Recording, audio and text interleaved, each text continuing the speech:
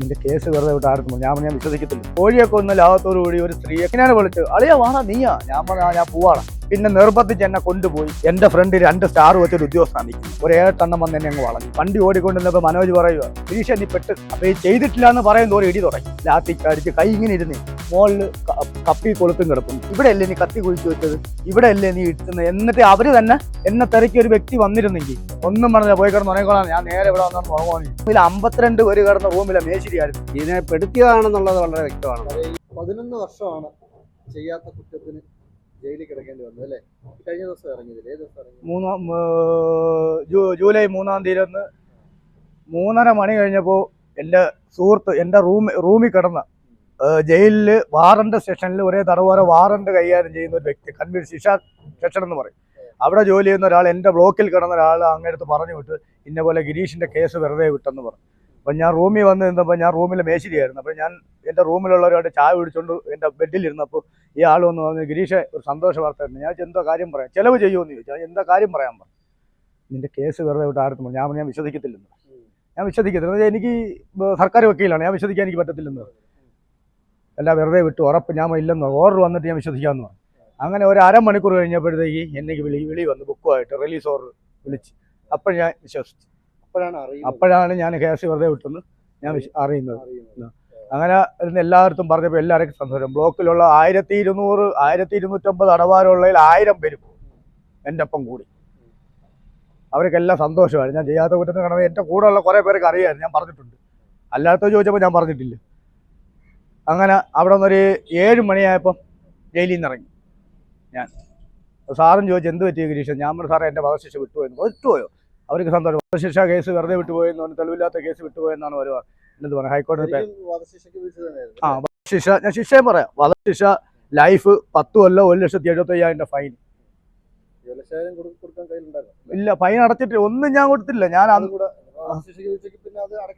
ഇല്ല, ഹൈക്കോടതി കേസ് വെറുതെ വിട്ട് പിന്നെയാണ് ഞാൻ നടന്നത്. 5 ലക്ഷം രൂപ ഹൈക്കോടതി സർക്കാർ എനിക്ക് തരണമെന്നുള്ള ഒരു വാർത്ത വന്നെന്ന് പലരും പറഞ്ഞാണ് ഞാൻ അറിഞ്ഞത്. അല്ല, ഞാൻ പുറത്തിറങ്ങിയ ടെൻഷനെ അറിഞ്ഞത്. പിറ്റേന്നാണ് അറിയുന്നത്, പിറ്റേന്ന് ഞാൻ അറിയുന്നത്. അതറിഞ്ഞപ്പോൾ ഞാൻ പറഞ്ഞു സർക്കാർ എനിക്ക് കിട്ടുമോ, എനിക്കിപ്പോൾ എന്നെ ആളില്ലല്ലോ എൻ്റെ പേരിൽ. അപ്പോഴെൻ്റെ വക്കീൽ ഇന്നലെ ഇവിടെ ഞാൻ വന്നപ്പോഴത്തേക്ക് എല്ലാവരും വന്ന് എന്നെ കാണാൻ. നമ്മളെ പഴയ എൻ്റെ മോനാളിൻ്റെ കൂട്ട് ഒരു വക്കീലുണ്ട്, അവരെല്ലാവരും ഇവിടെ വന്ന്. ഇന്നലെ എൻ്റെ മെയിൻ വക്കീൽ, സർക്കാർ വക്കീൽ സുനിൽ, മങ്ങാട് സുനിൽ എന്ന് കൊല്ലത്തുള്ളയാണ്. ഈ കേസിൽ കോടതി ഏൽപ്പിച്ചതാണ്, വേറെ കോടതിയായിരുന്നു. എന്നെ മാറ്റി കൊണ്ടുവന്ന് ഈ കോടതിയിൽ ഈ കേസ് കൊണ്ട് വച്ചതാണ്. ഈ ഫാസ്റ്റ് ട്രാക്ക് 5-ൽ കൃഷ്ണകുമാർ എന്ന ജഡ്ജിയുടെ അടുത്താണ് ഈ കേസ് എൻ്റെ ചെല്ലുന്നത്. സർക്കാർ വക്കീലിന്റെ ഒരു മിടുക്കൊണ്ടാണെന്ന് പുറത്തിറങ്ങി ആണ്. എൻ്റെ വക്കീൽ അന്ന് എന്നെ ശിക്ഷയ്ക്ക് വിധിച്ചപ്പോൾ എൻ്റെ മുഖത്ത് പോലും നോക്കാതെ കോടതിയിൽ നിന്ന് ഇറങ്ങിപ്പോയി, സങ്കടപ്പെട്ട്. അതിനുശേഷം എൻ്റെ വക്കീൽ കാണുന്ന ഇന്നലെ, ഈ 11 കൊല്ലത്തിന് ശേഷം ഇന്നലെയാണ് എന്നെ കാണുന്നത്. ഇന്നലെയാണ് എന്നെ കാണുന്നത്. കണ്ട് എന്തപ്പോൾ അങ്ങനെ എന്നെ കണ്ടപ്പോൾ സന്തോഷം, എന്നെ ഒന്ന് കെട്ടിപ്പിടിച്ച് ഞാൻ തന്നെ കരഞ്ഞു പോയി. അങ്ങേര് പാവപ്പെട്ട അങ്ങേര് എന്നെ ഇത്രയും നാൾ സംരക്ഷിച്ചു. ഞാൻ ഫോൺ വിളിച്ചിട്ട് പോലും എടുത്തില്ല, എൻ്റെ മാനസികാവസ്ഥയിൽ എടുക്കാതെ. ഇന്നലെ വന്ന് കണ്ടപ്പോൾ പറഞ്ഞ് ഇനി ഒന്നും പേടിക്കണ്ടെന്ന്. ഞാൻ പറയുക ഇങ്ങനെ തന്നെ പറഞ്ഞു, ഈ കേസിന് എൻ്റെ വക്കീൽ എൻ്റെ മുതലാളിയും പറയും പോലെ മുമ്പോട്ട് പോകണോ, ഞാൻ മുമ്പോട്ട് പോകും. ഒരു കൊലക്കേസിലെ പ്രതിയായിരുന്നല്ലോ, ഒരാളെ കൊല്ലാനുള്ള ഉണ്ടായിരുന്നു. ഇല്ല, എനിക്കൊന്നും പറ്റത്തില്ല. അവർ പറഞ്ഞതെന്ന് പറഞ്ഞാൽ കുണ്ട്ര പോലീസുകാർ പറഞ്ഞ കോഴിയെ കൊല്ലുന്ന ലാഘവത്തോടുകൂടി ഈ കടയിൽ എനിക്ക് കോഴി അറുപ്പാണ് പണി. അപ്പോൾ ഇട്ട് കണ്ട് ഇതായെന്നാണ് പറഞ്ഞത്. ഇട്ട് കണ്ട് അറപ്പ് തീർന്ന് കോഴിയെ കൊന്ന ലാഭത്തോടു കൂടി ഒരു സ്ത്രീയെ കഴുത്തറുത്ത് കൊന്നിട്ട് ബലസംഗം ചെയ്തിട്ട് കഴുത്തറുത്ത് കൊന്നെന്നാണ് പറഞ്ഞത്. എനിക്കൊരു സ്ത്രീയെ ബലം ചെയ്യേണ്ട കാര്യമൊന്നുമില്ല. എനിക്ക് അമ്മയുണ്ട്, ഒരു പെങ്ങളുണ്ട്, ഒറ്റ പെങ്ങളേ ഉള്ളു. ഇവിടെ മോലാളിയുടെ വൈഫ്, മോന്, പിന്നെ ഒരു മാനേജ് ചേച്ചിയുണ്ട്. ഇതിനപ്പുറത്തൊരു വീടുണ്ടായിരുന്നു, അവിടെ വാടകയ്ക്ക് ആകുമ്പോൾ ഒരു ചേച്ചി. ഇവർക്കെല്ലാം എൻ്റെ അടുത്ത് വലിയ കാര്യമാണ്. ഇവരാരും ഈ റൂമിലാണ് ഞാൻ കിടന്നത്. ഈ റൂമിലാണ് ഞാൻ കിടന്നതെന്നാണ്. ഞാൻ 6 കൊല്ലം മുമ്പ് കൂടെ വന്ന ഞാൻ 6 കൊല്ലം മുമ്പ് 2013 ജൂൺ മാസം 12-13 തീയതി വരെ ഞാൻ ഇവിടെ ഉണ്ട്. ഇവിടെ നിന്ന് ഞാൻ മോലാളിയായിട്ട് ഉടക്കി നേരെ പോയി കൊല്ലത്ത് ചെന്നിട്ട് എനിക്ക് കുണ്ട്രയിൽ ഒരു സുഹൃത്തുണ്ട്. അത് ജയിലിൽ കിടന്ന ആളൊന്നുമല്ല. ഞാൻ മുമ്പ് ഗ്യാസ് വണ്ടി പോയിട്ടുണ്ട്, എൻ്റെ വീടിൻ്റെ അടുത്ത് ഗ്യാസ് വണ്ടിയിൽ ക്ലിയർ. ഇവിടെ നിന്ന് പോയത് 2013 ജൂൺ മാസം 18-ാം തീയതി 16-17-ാം തീയതി ഇവിടെ നിന്ന് പോകുന്നു.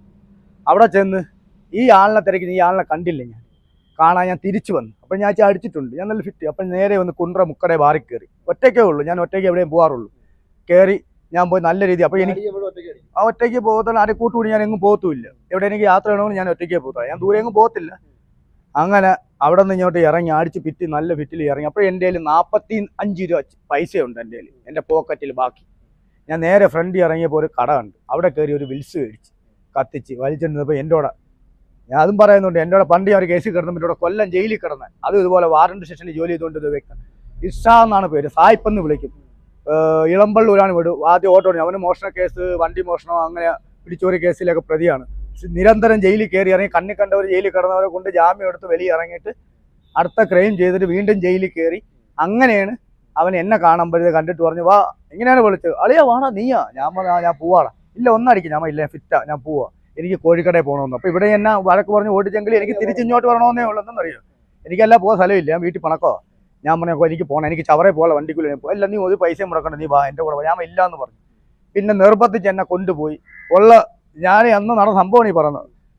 1.5 ലിറ്റർ എടുത്ത് വയ്ക്കുന്നവരെ നമ്മൾ അവർ ഞാനും അവനും മാത്രമേ ഉള്ളൂ. എടുത്ത് വച്ച് കഴിഞ്ഞ് ഗ്ലാസ്സിലൊഴിച്ച് 3 ഗ്ലാസ്സിലൊഴിച്ച് ഞാൻ ചെയ്ത് ഒന്നാരാ, അതെൻ്റെ ഒരു സുഹൃത്ത്. അപ്പോൾ ആ ആളിനെ എനിക്ക് അറിയത്തില്ല. 3 രൂപ കൂടെ ഒറ്റ ഒഴുപ്പിലൊഴിച്ച് ഞാൻ എൻ്റെ വീതം അടിച്ചിട്ട് ഞാൻ പറഞ്ഞ വെളിയിൽ ഇറങ്ങിയിട്ട് വാന്ന് പറഞ്ഞു. സംസാരിച്ചുകൊണ്ട് നിന്നപ്പോൾ ഞാൻ പറഞ്ഞു ഒരു സിഗരറ്റ് കത്തിക്കാൻ പറഞ്ഞു. ഒരു സിഗരറ്റ് കത്തിച്ച് വലിച്ച് എനിക്കും തന്നു. ഞാനും അവന് വലിച്ച് തീർന്നപ്പോൾ ഞാൻ പറഞ്ഞു ഞാൻ വെള്ളം ഒഴിച്ച് ഇഷ്ടമുള്ള സിഗരറ്റ് വലിക്കും.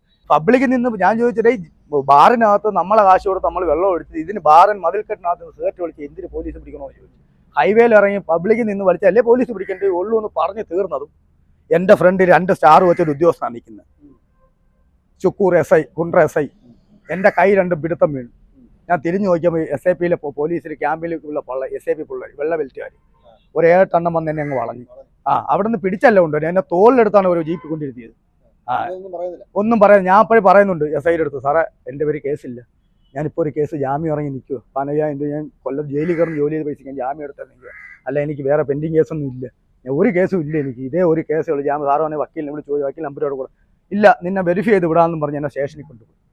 കുണ്ട്ര സ്റ്റേഷനിൽ കൊണ്ടുപോയി. അന്ന് ഒന്നും ചോദിച്ചില്ല, അന്ന് സെല്ലിൽ കയറ്റിയിട്ട് പിറ്റേന്ന് ഭക്ഷണമൊക്കെ കൊണ്ട് ഞാൻ കഴിച്ചപ്പോൾ നമുക്ക് വേറെ വിഷയമൊന്നുമില്ല. അപ്പോൾ ഈ കൊലക്കേസിൻ്റെ ആരും എൻ്റെ അടുത്ത് പറയുന്നില്ല, ഞാൻ അറിയുന്നില്ലല്ലോ. അന്ന് പിറ്റേന്നും എൻ്റെ അടുത്തൊന്ന് ചോദിച്ചു, ഉച്ചയ്ക്ക് ഭക്ഷണം കൊണ്ടുവന്നു.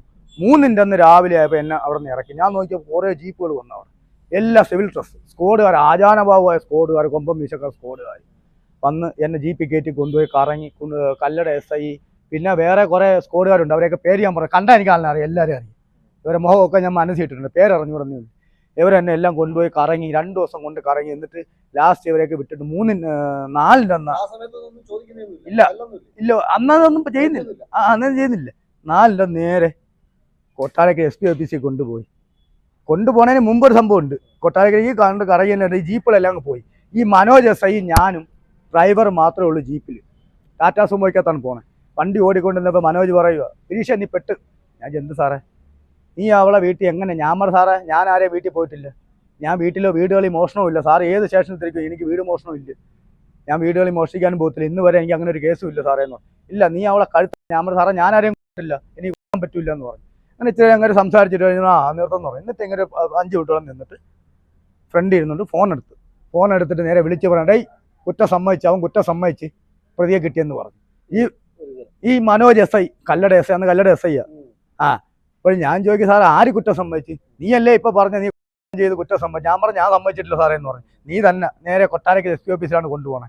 അവിടെ ചെന്നപ്പോൾ ഒരു 10-15 വണ്ടിയാണ് കിടക്കുന്നത്, ജീപ്പും ടാറ്റാ സുമോ എല്ലാം കൂടെ. എന്നെ നേരെ 2ാമത്തെ നിലയെ കൊണ്ട് നിർത്തിയിട്ട് അവിടെ കൊണ്ട് ഇരുത്തി. അപ്പോൾ എനിക്കങ്ങ് വിറയലായിപ്പോയി. ഇത്ര ആൾക്കാർ അപ്പോൾ മനസ്സിലായി കൊലക്കേസ് ഒരു പ്രതിയാക്കാൻ പോവല്ലേ.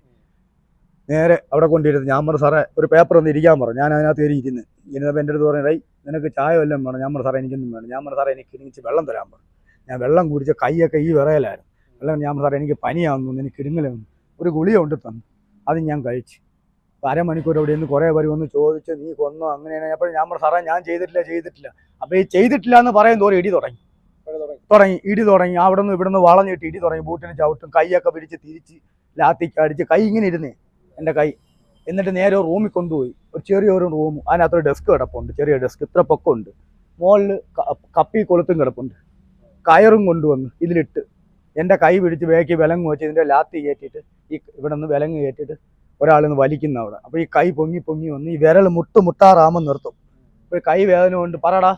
ഞാൻ പറയാൻ പറയത്തില്ല, ഞാൻ ചെയ്യാത്ത കുറ്റം പറയത്തില്ലെന്ന് നീ പറയുമെന്ന് പറഞ്ഞ് 3 ദിവസം എന്നെ അതുപോലെ ഇട്ടിരുന്നു. ഒരു 6 മണിയാകുമ്പോൾ ഈസി കൊണ്ടുപോകും. 2 ദിവസം ഗോവമാർ ഡെസ്കിൽ കെട്ടി വിലങ്ങ് വെച്ചിട്ടിട്ട് ഒരു കേബിള് ഇത്ര നീളം ഒരു ചുമന്ന കേബിള് അതിന് കാലിൻ്റെ വെള്ളം അടിച്ച് പൊട്ടിച്ച് എനിക്ക് നടക്കാൻ പറ്റായിപ്പോയി, ചെരുപ്പ് പോലും ഇടാതെ അവസ്ഥയായിപ്പോയി. ഗോവന്മാരുടെ ഇടയിൽ നിന്ന് ഗോവന്മാർ രാത്രി ചോദിക്കുന്നത് എങ്ങനെ ചെയ്തു ഞാനത് നീ എങ്ങനെ ചെയ്ത്, നീ കുറ്റം സമ്മതിച്ചോ, നീ എന്തിനു ചെയ്ത്, നീ ആണെന്ന് ഇവിടെ എല്ലാവരും പറഞ്ഞു, നീ കറക്റ്റാ ചെയ്തിട്ടുണ്ടെന്ന് അന്ന് ആ സ്ഥലത്തുണ്ടായിരുന്നെന്നും നിന്നെ പറ്റിയുള്ള കംപ്ലീറ്റ് ഡീറ്റെയിൽ എനിക്ക് വിളിച്ചു പറഞ്ഞത് ആരാ, ഞാൻ കുണ്ട്ര വന്നെന്ന് ഞാൻ ഈ അവിടെ പോയിട്ടുള്ളെന്ന് വിളിച്ചു പറഞ്ഞ ഈ ഇർഷാദെന്ന് പറഞ്ഞവനാണ്. അവൻ സ്ക്വാഡുകാരെ കൂടെയാ, പോലീസ് പോലെയാണ് അവൻ അടിച്ചപ്പോൾ നിങ്ങൾ സമ്മതിച്ചില്ല? ഇല്ല, ഞാൻ സമ്മതിച്ചില്ല. ഞാൻ പറഞ്ഞു സാറേ എനിക്ക് ഒരാളെ പറ്റില്ല സാറേ എന്ന് പറഞ്ഞു, എന്നെ കൊണ്ട് ഒരാളെ കൊല്ലില്ല, എത്ര നാളെ ഞാൻ കോഴി കൊന്നിട്ടുണ്ട്, അല്ല ഒരു മനുഷ്യനെ എന്തിനും പറ്റില്ല സാറേ എന്ന്. ഇല്ല, നീ തന്നെ ചെയ്ത്, നീ ആണെന്നുള്ള കംപ്ലീറ്റും കിട്ടി. എന്നിട്ട് ഒരു ദിവസം രാത്രി ഈ ആലീസ് എന്ന് പറഞ്ഞൊരു വീട്ടിൽ കൊണ്ടുപോയിട്ട് അവിടെ ഒരേ ബാത്റൂമിൻ്റെ അടുത്ത് ബാക്കിൽ കൂടെ കൊണ്ട് കുളിമുറിടുന്ന്, ഇവിടെ അല്ലേ നീ കത്തി കുഴിച്ചു വെച്ചത്, ഇവിടെ അല്ലേ നീ ഇട്ടുന്നത്, എന്നിട്ട് അവർ തന്നെ ഇതെല്ലാം എടുക്കുന്നുണ്ട്, അവർ എന്നെ കാണിച്ചിട്ട് അവർ എൻ്റെ അടുത്ത് ഇങ്ങനെ പറയുന്നതേ ഉള്ളൂ. എന്നിട്ട് ഞാൻ പറഞ്ഞു സാറേ ഈ വീട് പോലും എനിക്ക് അറിഞ്ഞുകൂടല്ലോ സാറേ എന്ന് പറഞ്ഞു, ഞാൻ ആദ്യമായിട്ട് കാണുന്ന വീടാണത്, ഈ വീട് പോലും അറിഞ്ഞുകൂടല്ലോ സാറേ എന്ന് എനിക്കറിയത്തില്ല സാറേ, ഈ സ്ത്രീയെ പോലും അറിയത്തില്ല, ആലീസ് എന്ന് പറയുന്ന സ്ത്രീയെ അന്ന് ആ പത്രത്തിൽ കണ്ട ആ പേരാണ് എനിക്ക് ഓർമ്മയുള്ളത്, അല്ല എനിക്കറിയത്തില്ലെന്ന് പറഞ്ഞു.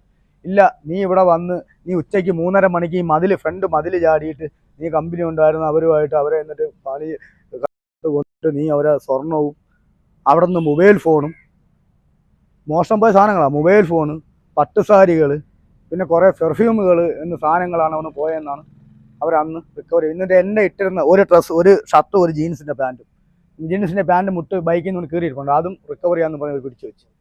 പിറ്റേന്ന് വീണ്ടും കസ്റ്റഡി അപേക്ഷ കൊടുക്കുന്നു, പിറ്റേന്ന് രാവിലെ കസ്റ്റഡി എടുക്കുന്നു. അപ്പോൾ ഞാൻ കോടതി വിളിച്ചു പറഞ്ഞപ്പോൾ കോടതി പറഞ്ഞാണ് APP ഒരു അത് മുമ്പേ ഈ കൈ, അപ്പോൾ ഈ കൈ ഇങ്ങനെ ഇരിക്കുമോ, ഈ മുറിവ് മുമ്പേ ഉള്ളതെന്ന് നമ്മൾ തന്നെ നടക്കാൻ വയ്യ, അയാൾ കമ്പ്യൂട്ടർ മെഷീനൊക്കെ നടന്നുകൊണ്ടിരുന്നത്.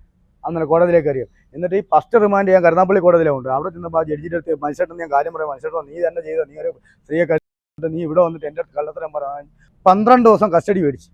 ഈ കസ്റ്റഡി എടുക്കുന്ന പ്രതിയെ ഒരു പോലീസുകാർക്ക് ഉപദ്രവിക്കാനുള്ള നിയമമില്ല, കോടതി കസ്റ്റഡി കൊടുക്കണം. ഈ 12 ദിവസവും എന്നെ ഉറങ്ങാനും ഒന്നിനും സമ്മതിച്ചില്ല, എന്നെ നശിപ്പിച്ചു 12 ദിവസം. ഇടിച്ചെന്ന് പറഞ്ഞാൽ ഇങ്ങനെയാണ് നടന്നത് വെളിയിൽ ഇങ്ങനെ 2-3 മാസം ഞാൻ വായിന്ന് എണീക്കാൻ പറ്റാതെ ഇപ്പം തന്നെ 2 മണിക്കൂർ കൂടുതൽ ഒരു സ്ഥലത്ത് ഇരിക്കാൻ പറ്റില്ല, നടുവേദനയാണ്.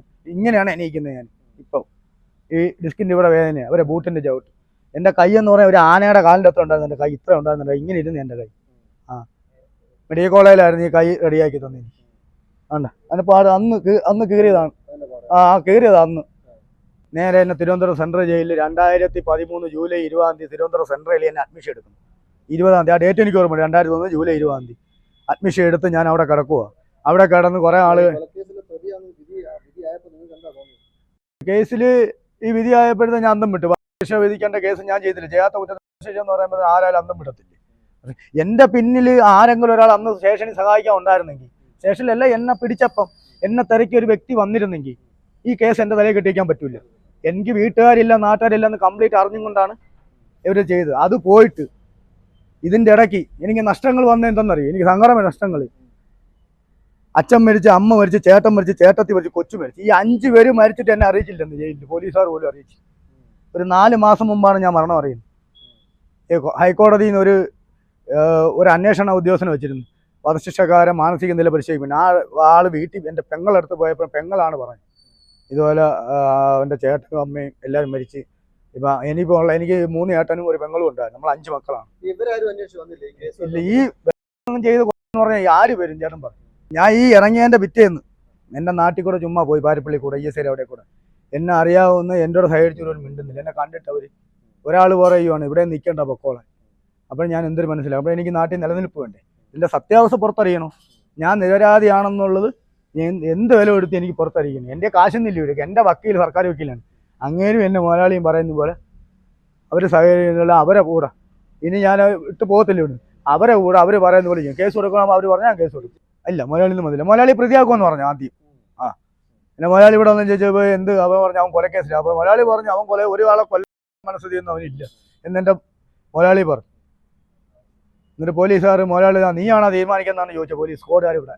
ഞാൻ ചുമ്മാ ഒറ്റയ്ക്ക് കിടക്കുമ്പോഴത്തേക്ക് ഞാൻ ആലോചിച്ചിട്ടുണ്ട് കേട്ടോ, വധശിക്ഷ. ഞാൻ ഒറ്റയ്ക്കൊക്കെ ഇങ്ങനെ പായൽ കിടക്കുമ്പോൾ ഞാൻ മനസ്സിലുണ്ട്, എനിക്കും അറിയാം ആലീസിനും അറിയാം ആരാ കൊന്നേ. ഞാൻ പറയുമായിരുന്നു, എനിക്കും അറിയാം, മറിച്ച് ആ സ്ത്രീക്കും അറിയാം.